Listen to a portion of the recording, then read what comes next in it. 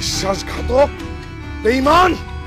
তুই আমগরে কথা দিছিলি 1 মাসের মধ্যে তুই তোর বড় ভাইয়ের ঋণের টাকা পরিশোধ করবি।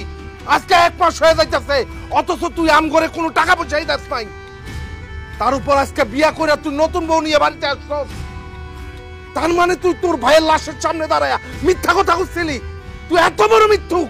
আমি আগেই তো কইছিলাম এই সেরায় তার ভাইয়ের ঋণের টাকা কোনোদিনও ফেরত দিব না।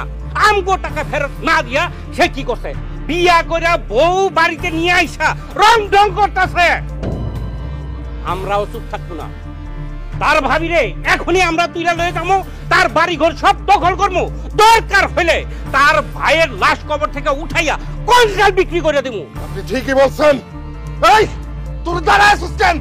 এখন ওর বাড়ি ঘর যত কিছু আছে সমস্ত কিছু দখল করে ফেলা, আর ওর ভাবিরে তুলে নিয়ে চল। এই এক পাও আগাবি না, এক পাও আগাবি না। এই নে টাকা। পাইছস টাকা? টাকা বুঝা পাইছস?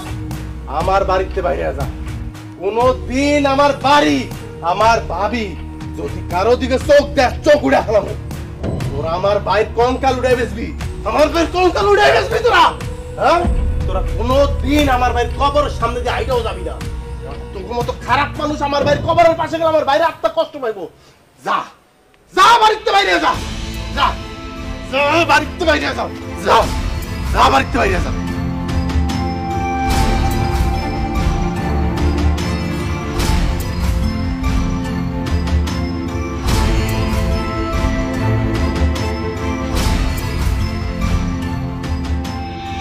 মা, ভাবি, আজকে আমি খুব খুশি। আজকের পর থেকে তোমরা আর কেউ কোনো বাজে কথা কইব না।